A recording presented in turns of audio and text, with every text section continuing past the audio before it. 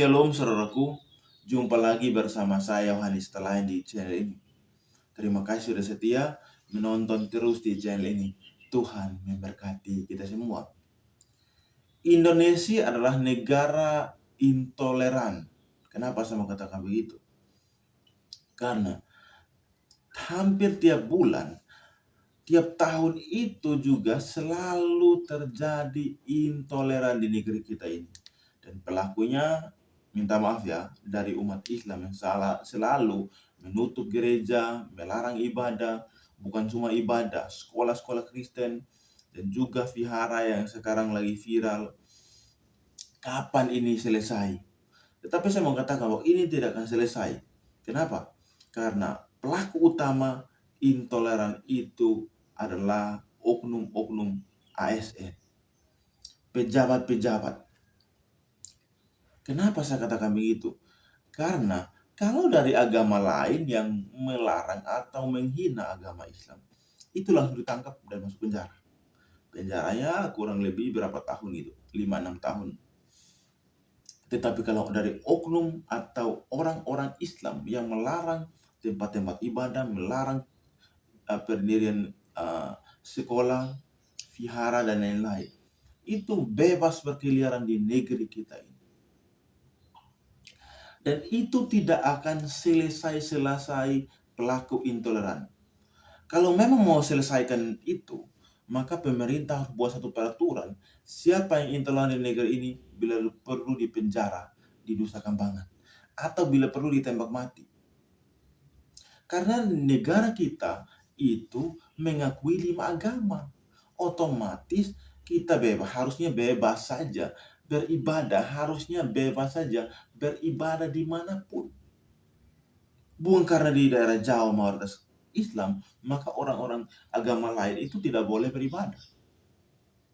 Sedangkan kita yang daerah mayoritas Kristen, kita mengizinkan mereka beribadah. Karena kita tahu persis negara Indonesia mengakui 5 agama. Tetapi di daerah-daerah mayoritas Islam itu tidak mengakui Pancasila. Kenapa? Karena mereka tidak mau 5 agama ini hadir di daerah mereka. Dan ini fakta yang terjadi di negara kita. Pemerintah di mana? Karena pemerintah pun adalah oknum intoleran. Makanya tidak akan selesai masalah ini. Tidak akan selesai masalah intoleran di negeri kita ini. Tetapi kalau kita lihat ya, ajaran paling bagus yang saya lihat adalah ajaran Kristen. Karena ajaran Islam bagi saya ajaran yang paling jelek di negeri Indonesia. Kristen mengajarkan tentang kasih. Islam mengajarkan tentang permusuhan. Minta maaf, ini bukan kajian dari Al-Quran kalau mengajarkan tentang permusuhan. Tetapi yang kita lihat adalah tindakannya. Yang kita lihat adalah fakta yang terjadi. Walaupun mungkin di Al-Quran tidak mengajarkan demikian. Tetapi yang terjadi adalah intoleran adalah orang-orang Islam otomatis pasti mengajarkan tentang itu.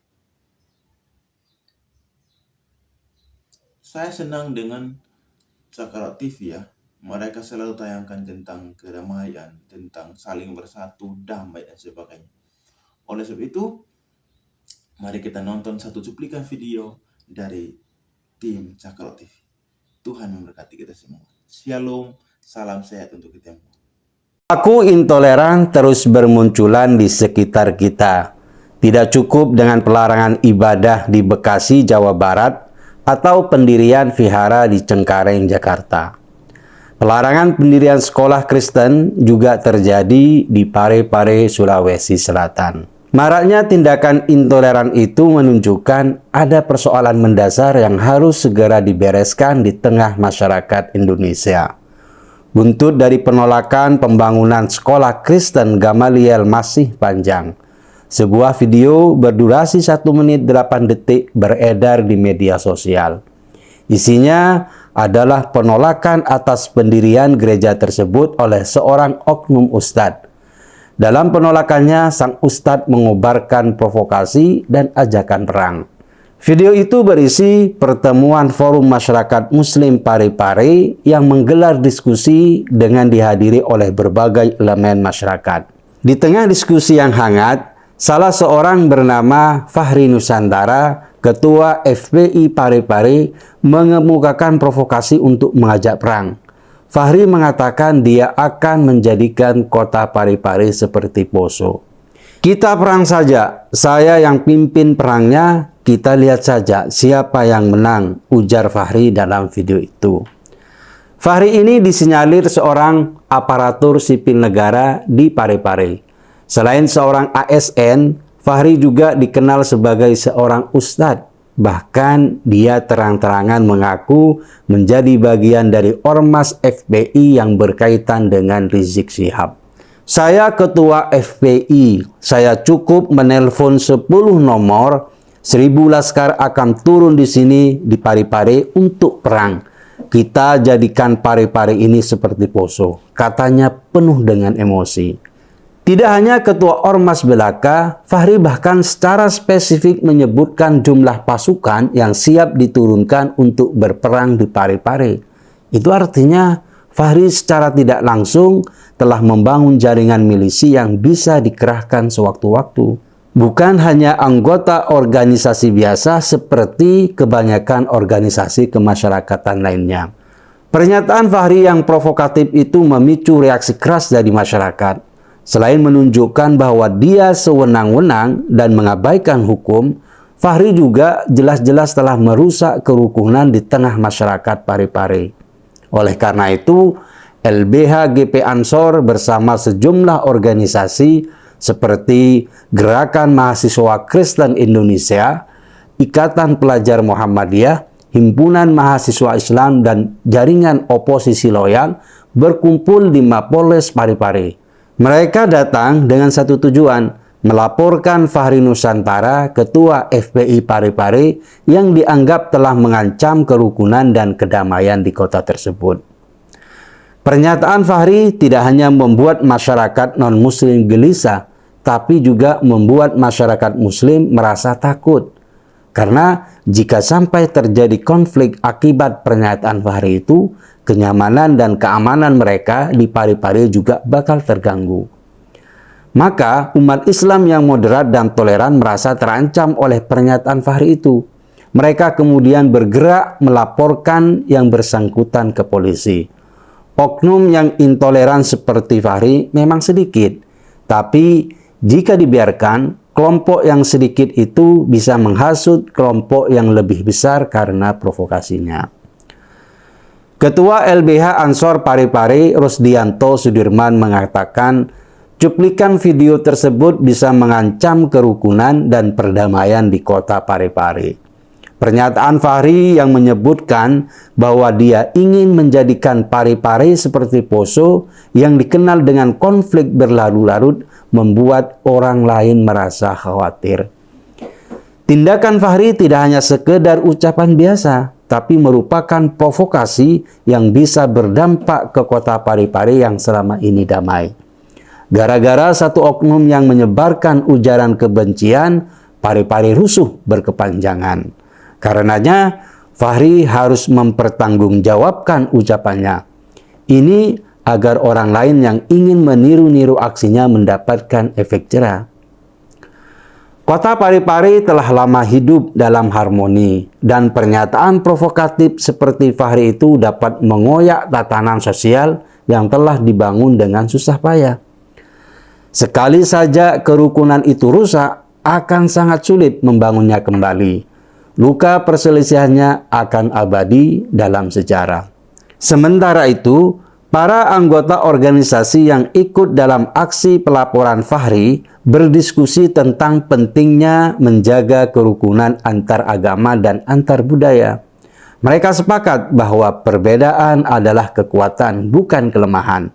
Dengan keberagaman yang ada, Parepare seharusnya bisa menjadi contoh bagi daerah lain dalam hal toleransi dan saling menghormati. Tindakan LBH Ansor dan organisasi lainnya dalam melaporkan Fahri itu menjadi simbol bahwa masyarakat Parepare tidak akan tinggal diam terhadap tindakan provokasi dan intoleransi. Dengan bersatu, mereka ingin menunjukkan bahwa kekuatan perdamaian jauh lebih besar daripada kekuatan kebencian. Keberanian mereka untuk melaporkan Fahri Nusantara bukan hanya sebatas langkah hukum, tetapi juga sebuah pernyataan sikap bahwa kedamaian harus dijunjung tinggi dan dijaga oleh setiap orang. FPI sempat meredup ketika organisasi itu dibubarkan oleh pemerintah. Setelah berganti nama dan terjadi peralihan kekuasaan, FPI kembali unjuk gigi. Rizik Syihab, salah satu pentolan utama FPI, telah kembali lantang menyuarakan provokasi. Hal itu kemudian juga diikuti oleh anggotanya di daerah seperti Fahri ini. Ancaman terhadap bangkitnya kekuatan ormas intoleran dan radikal seperti FPI telah mulai terasa. Segenap pihak harus waspada. Jangan sampai sepak terjang Rizik dan gerombolannya di masa lalu kembali terulang. Aparat keamanan juga tidak boleh tinggal diam.